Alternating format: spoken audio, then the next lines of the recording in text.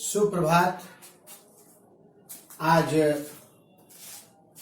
मैं आपके समक्ष वर्ग दशम के विषय संस्कृत व्याकरण का भाग 3 को लेकर प्रस्तुत हूं।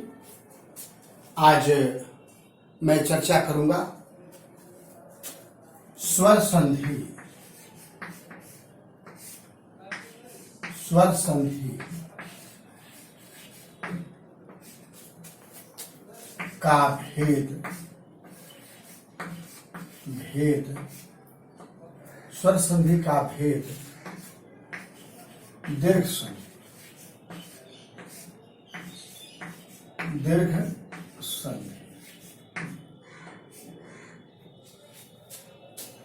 दीर्घ संधि। संधि का अर्थ हो गया मेल। संस्कृत व्याकरण में या हिंदी व्याकरण दोनों ही ये संधि में, चाहे संस्कृत में पढ़े या फिर हिंदी में पढ़े, जब बात आती है संधि की तो संधि में हम वर्णों के मेल को बताते हैं, वर्णों की संधि को बताते हैं। और विशेषतः जब बात दीर्घ संधि की आती है तो इस दीर्घ संधि में जब स्वरों का मेल होता है तो कोई भी ह्रस्व हो या दीर्घ हो, कोई भी वर्ण हो, वह रिजल्ट में, परिणाम में दीर्घ हो जाता है। और दीर्घ का अर्थ मैंने बताया आपको, दीर्घ का अर्थ होता है बड़ा। अगर ह्रस्व ई है तो वो दीर्घ हो जाएगा, ह्रस्व ऊ है वो दीर्घ ऊ हो जाएगा, अ है तो आ हो जाएगा। यानी हर हाल में उसको बड़ा हो जाना है। ठीक है, चल अब हम दीर्घ संधि में ले चलते हैं। दीर्घ संधि में कहता है, इसकी परिभाषा है दीर्घ संधि।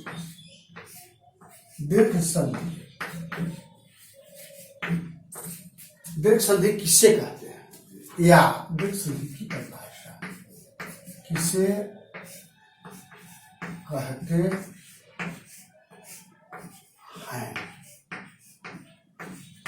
या इसको कह सकते हैं कि दीर्घ संधि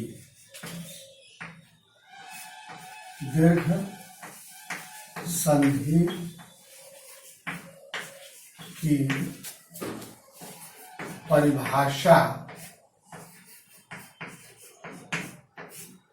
लिखें। ऐसा भी कहा जा सकता है। तो दोनों बात एक ही है। किसे कहते हैं तो परिभाषा ही लिखेंगे, आप परिभाषा लिखे तो वही बात है किसे कहते हैं। दोनों एक ही भाव है। चलिए अब इसको उत्तर में हम लिखते हैं कि जब, यहां से लिखते हैं परिभाषा, यहां से लिखते हैं किसे कहते हैं, यहां लिखेंगे ऐसे डैश पे करके लिखेंगे कि जब दो या दो से अधिक,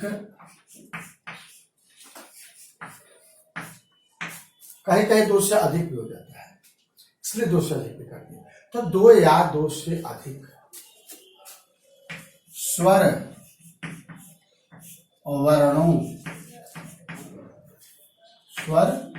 वर्णों का मेल यानी संधि होती है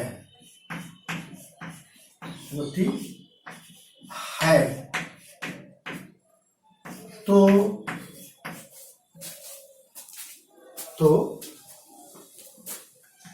इनसे उत्पन्न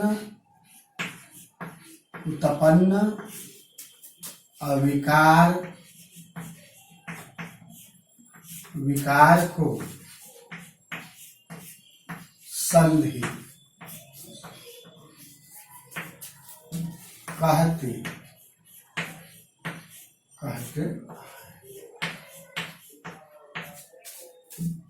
वाक्य पूर्ण हो गया। क्या हुआ, दो या दो से अधिक स्वर वर्णों का ध्यान रहे। क्या चीज? स्वर वर्णों का मेल यानी संधि होती है। तो इनसे यानी किन से? इन दोनों से या दो से अधिक स्वरों से जो विकार उत्पन्न होता है या उत्पन्न विकार जो उत्पन्न होता है उसी को हम क्या कहते हैं? संधि। ठीक है। अब हम जैसे लिखेंगे, उदाहरण देंगे, एग्जाम्पल देंगे। संस्कृत में इसको यथा कहते हैं, जैसे या यथा, इसी को लोग जैसे कहते हैं। अब आप सवाल कर सकते हैं कि हाँ, जब वाक्य पूर्ण हो गया तो यहां तो पूर्ण विराम होना चाहिए, है ना? लेकिन ऐसा नहीं है। वैयाकरण ने कहा कि जब वाक्य पूर्ण हो जाए, आप उसी से रिलेटेड, उसी से संबंधित यदि आप जैसे बता रहे हैं, उदाहरण दे रहे होते हैं, तो ऐसे उदाहरण दे रहे होते हैं कि स्थिति में यहां पूर्ण विराम न देकर सेमीकोलन का प्रयोग करते हैं। यानी सेमीकोलन को हिंदी में हम कहते हैं अर्ध विराम। क्या कहते हैं? अर्ध विराम। अब देखिए, अब इसको हम बारी बारी से समझेंगे। जैसे स्वर से स्वरों का मेल, और सॉरी, एक जगह भारी भूल गई, इट इज ब्लंडर। क्या हम लोग दीर्घ संधि की परिभाषा लिख रहे हैं, मैंने केवल संधि लिखा है। Sorry, I am very sorry. यहाँ दीर्घ संधि लिखेंगे।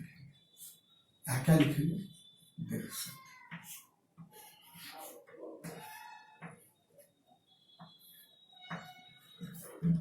अब यहां एक बात और स्पष्ट होता है, हिंदी वाले शिक्षक बताए होंगे, ये छूट गया मेरी गलती से, ठीक है, पकड़ में बात आ गई। अब यह जो चिन्ह है, एक नई चीज आ गई बात। इस तरह से जो छूटा हुआ है, इसको चिन्ह को दे करके तब ऊपर लिखते हैं।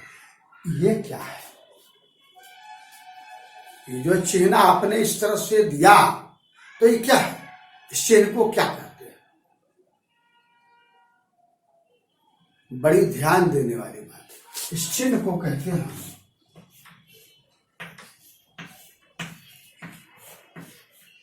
हंस पद।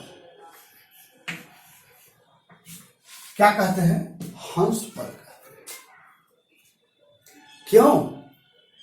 वही वैयाकरण ने कल्पना किया कि यह जो चिन्ह है हंस के पैर के आकृति का है, इसीलिए इसका नाम रख दिया हंस पद।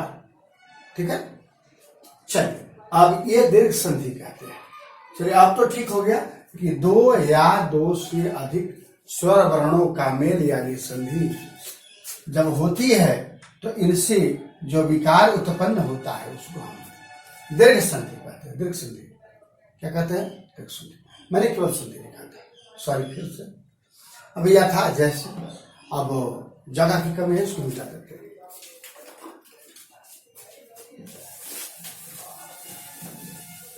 अब देखिए, अब उदाहरण से ज्यादा समझ में बात आएगी। उदाहरण को समझिए, कैसे दीर्घ हो जाएगा उत्पन्न विकार से। अब इसको एक एक छोटी से छोटी चीजों पर हम विचार करेंगे। देखिए, यहां लिखते हैं अ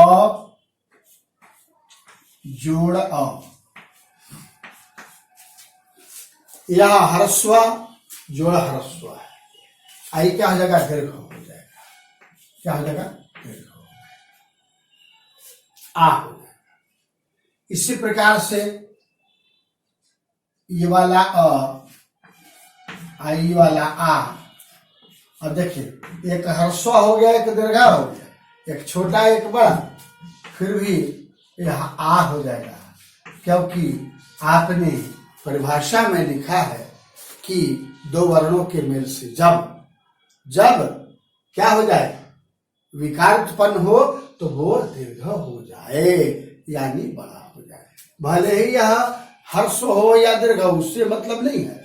इससे परिणाम जब हो, यानी जब रिजल्ट निकले, परिणाम हो, तो वहां हम दीर्घ ही लिखेंगे। अब बाय क्रॉस मल्टीप्लिकेशन जैसे मैथ में आप करते हैं, इसको लाइए यहाँ, इस अ को लाइए यहाँ, इसको यहाँ लिखेंगे आ जोड़ अ बराबर आपका होगा आ। और ये हो गया दीर्घ, ये हो गया ह्रस्व। यहाँ था ह्रस्व, यहाँ दीर्घ, यहाँ हो गया दीर्घ, यहाँ ह्रस्व। रिजल्ट आपका परिणाम आपका हो गया आ। अब दोनों ही दीर्घ हो जाएगा, ये हो जाएगा आ, ये हो जाएगा आ बराबर रिजल्ट परिणाम हो जाएगा आ। अब देखने पर यह पता चलता है कि सचमुच यह सब दीर्घ हो गया, आ हो गया। इसको सिद्ध करने के लिए जैसे आप क्या कहते हैं, त्रिकोणमिति में क्या करते हैं, LHS से RHS चलते हैं, है ना, या कोई में अटक जाते हैं तो LHS को ले जाकर के रख देते हैं, फिर RHS से चलते हैं। तो दोनों का जो चीज है, वस्तु है, जो अभिष्ट चीज है, दोनों का मिलान हो जाता है, या फिर LHS के बराबर RHS हो जाता है।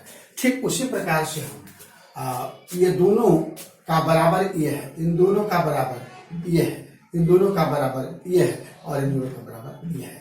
ये LHS है और ये RHS है, ठीक है। इसको क्या कहेंगे, LHS। आप ऐसे भी लिखते हैं, आई बराबर हो गया RHS,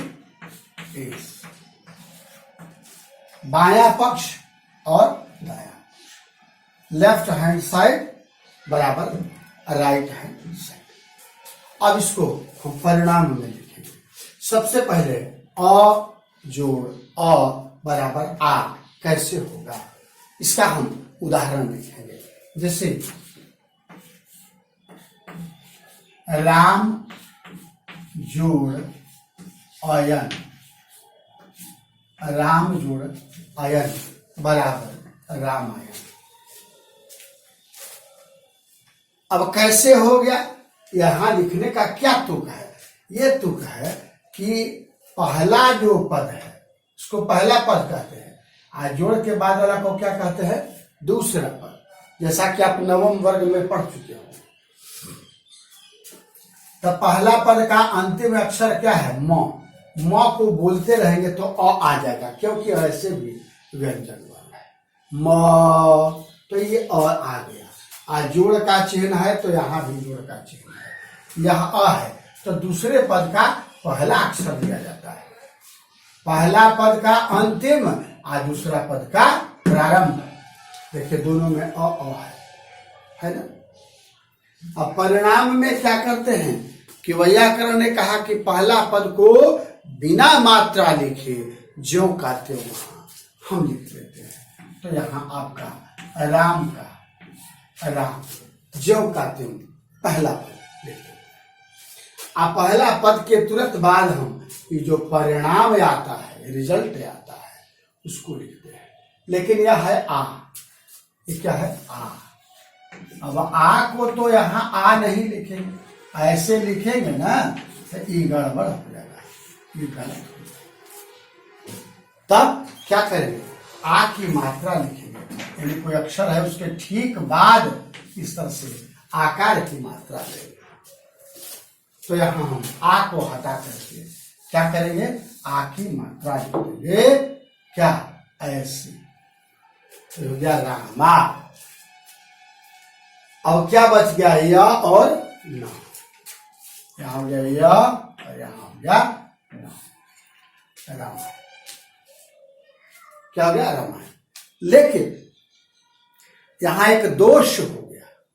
क्या दोष हो गया, संस्कृत के या हिंदी के वैयाकरण ने कहा कि ये तो ठीक है, इसके अनुसार तो ठीक है, लेकिन जब र के बाद किसी पद में यदि र कहीं आता हो और दंत न हो, तथा दधा न, ये न आता हो, तो वह दंत न रह करके वह टवर्ग न में बदल दिया जाना चाहिए, तब वो शब्द शुद्ध होगा, अन्यथा वो दोष युक्त माना जाएगा।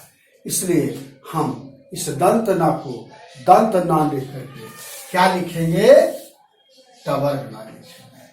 क्यों टवर्ग न लिखा, बात समझ में आ गई कि जब किसी पद में र का आगमन हो जाए, वह किसी भी जगह हो, तो यह दंत न यानी त थ द ध न जो पंचमाक्षर पांचवा होगा, यह न टवर्ग न में परिणत हो जाता है, बदल जाता है। अब दूसरा को लेते हैं, अ जोड़ आ बराबर आ। अब जैसे देखिए,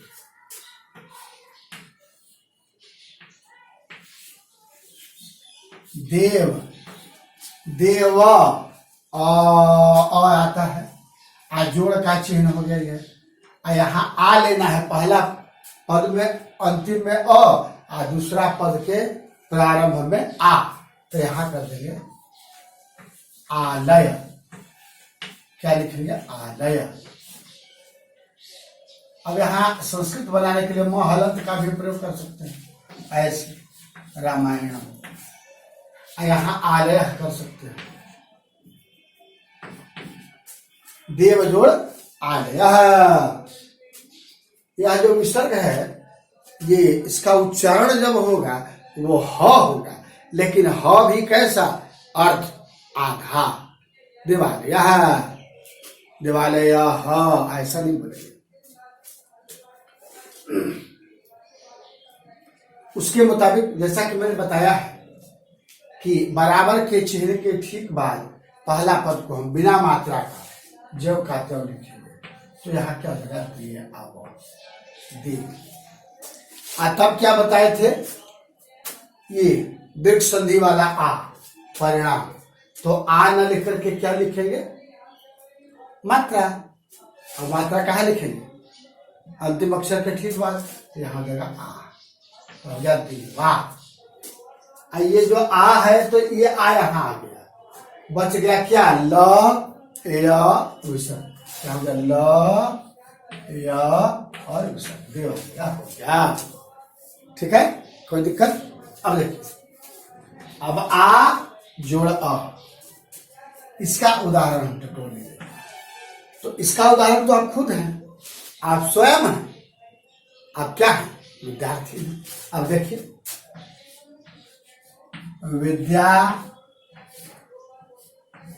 विद्या में अंतिम अक्षर क्या है, आ, विद्या, आ की मात्रा है। देखिए यहाँ आ है ना, है, आ जोड़ के चिन्ह के तुरंत बाद अ है, तो क्या हो जाएगा,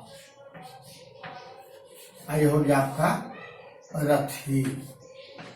थ के ऊपर शिरोरेखा नहीं देंगे, शिरोरेखा जिसको हम क्या कहते हैं, माथा बांधना। इसको जानकारी नहीं है या कम जानकारी है, वो कहता है कि माथा नहीं बांधे, माथा बांधना ना, ऐसा न बोलकर क्या बोलेंगे हम, शिरोरेखा न देंगे, ऐसा बोलेंगे। तो हो गया विद्या जोड़ अर्थी। विद्या का अर्थ विद्या, अर्थी का अर्थ ले जाने वाला, वहन करने वाला, ढोने वाला। तो यहाँ बराबर में बिना मात्रा का पहला पद लिख देंगे, तो मिलेगा विद्या, मिलेगा विद्या। तब रिजल्ट में है क्या, आ, तो आ की मात्रा दे देंगे अंतिम वाला विद्या। ये जो अ है, अ तो यहाँ समाहित हो गया, रह गया रथी, रेफ और थ दीर्घ, तो यहाँ तो आपका हो गया विद्यार्थी, विद्यार्थी जो आप है। अब आ जोड़ आ, इसका उदाहरण, अब इसका उदाहरण आपका हो गया, जहां आप हैं, विद्या जोड़ आ गया,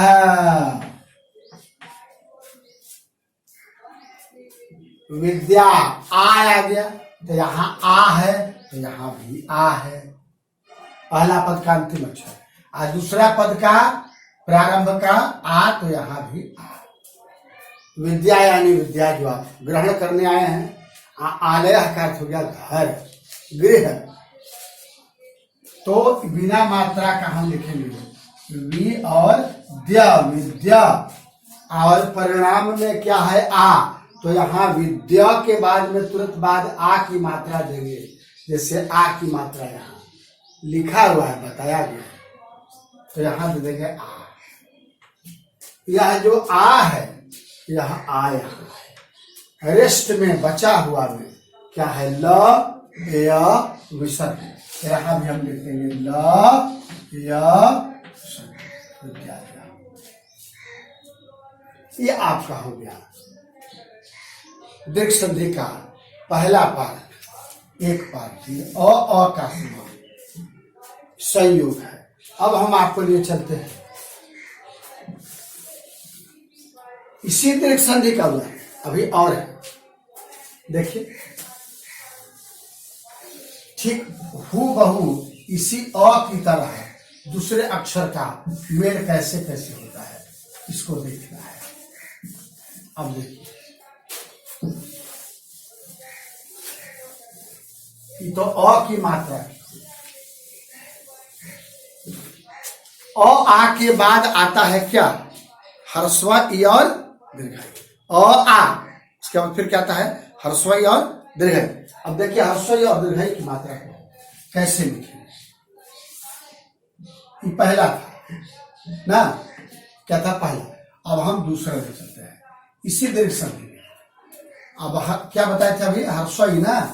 अब देखिए ह्रस्व ई और ह्रस्व ई बराबर दीर्घ संधि है, इसलिए क्या हो जाएगा, ह्रस्व ह्रस्व मिलके दीर्घा ई हो जाएगा। इसी प्रकार से ह्रस्व ई जोड़, अब इसको कर देंगे दीर्घा ई, परिणाम में हो जाएगा दीर्घा ई। इसी प्रकार से इसको बाई क्रॉस मल्टीप्लिकेशन जैसे अ में हम लोग लिखे थे, ये दीर्घा ई आजोड़ ह्रस्व ई बराबर क्या हो जाएगा, दीर्घा ई। और ये हो गया ह्रस्व ई दीर्घाई, दीर्घाई ह्रस्व ई, उल्टा हो गया। अब दोनों दीर्घाई हो जाएगा, ये दीर्घाई हो जाएगा और ये दीर्घाई हो जाएगा। परिणाम में क्या हो जाएगा, दीर्घाई। अब इसका भी उदाहरण खोजिए। अब देखिए, अब यहां उदाहरण लेंगे इसको सिद्ध करने के लिए, LHS बराबर RHS। कैसे, अब यहां लिखेंगे रवि जोड़ इंद्रह, रवि जोड़ इंद्रह। अब रवि व में किस चीज की मात्रा है, ह्रस्व ई की मात्रा। तो देखिए ह्रस्व ई है, तो ह्रस्व ई की मात्रा कैसे होती है, ह्रस्व ई की मात्रा होती है किसी अक्षर के ठीक पहले से ऐसे नहीं। दीर्घाई की मात्रा कैसे होती है, दीर्घाई की मात्रा कैसे होती है, किसी अक्षर के ठीक दाहिनी तरफ से, इधर से दाहिनी तरफ से। ह्रस्व ई की मात्रा अक्षर के ठीक पहले से यानी बाईं तरफ से। तो रवि जोड़ इंद्रह, रवि में व में ह्रस्व ई की मात्रा है और दूसरा पद का पहला प्रारंभ का अक्षर ह्रस्व ई, तो ये LHS आपका हो गया इस उदाहरण में। अब हमको परिणाम में दीर्घाई लिखना है, लेकिन मैंने कहा है कि पहला पद बिना मात्रा का, तो र और व। अभी नहीं लिखा, क्यों, क्योंकि मैं बार बार बता रहा हूं कि बिना मात्रा का लिखना है, से र और व। अच्छा विद्यार्थी, रवि का कोई अर्थ पूछते तो आप क्या बताएंगे। रवि का अर्थ सूर्य, इंद्र का अर्थ जो देवताओं के राजा है या श्रेष्ठ या महान, तो सूर्य में जो महान है नहीं। अब वह तो आ गया, अब हम परिणाम लिखेंगे दीर्घाई। तो दीर्घाई की मात्रा कहाँ है, तो अक्षर है, आई हो गया मात्रा, यानी अक्षर के तुरंत बाद में बाद लेकर के उसे हम ऊपर से इस तरह से लेते हैं, तो ये आपको दीर्घाई। तो यह ह्रस्व ई की मात्रा यहां हो गया। अब बच गया न द र संयुक्त और विसर्ग, तो यहां भी लिखेंगे न द र संयुक्त और विसर्ग, तो 11 नहीं। आप चल रखिए। अब ह्रस्वई जोड़ दीर्घाई बराबर दीर्घाई। अब इसका उदाहरण,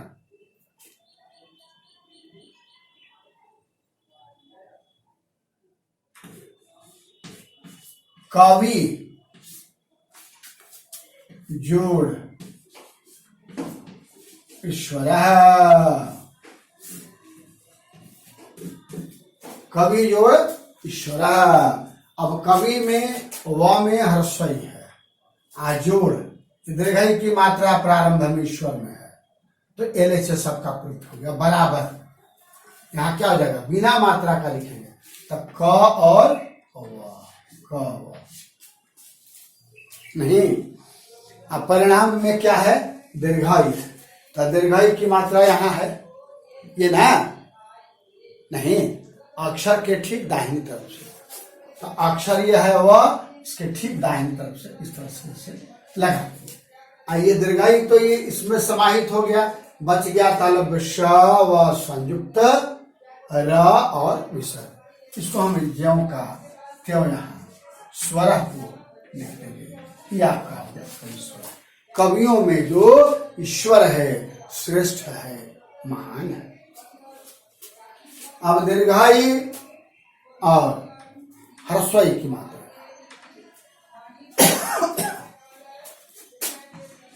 अब मही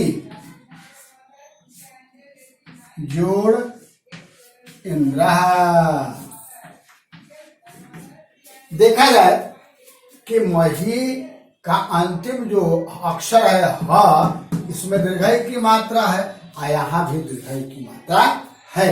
यहाँ जोड़ का चिन्ह, यहाँ जोड़ का चिन्ह, दूसरा पद का पहला अक्षर क्या है, ह्रस्वई, तो यहाँ ह्रस्वई। अब विद्यार्थी आप रिजल्ट में यानी बराबर के बाद क्या लिखते हैं, बिना मात्रा का पहला पद, तो ये तो म ही है ना, लेकिन मात्रा हटा देंगे तो क्या हो जाएगा, मह। और यह ह्रस्वई ई तो इसमें चला गया, तब बच गया न, द, र, संयुक्त और विसर्ग।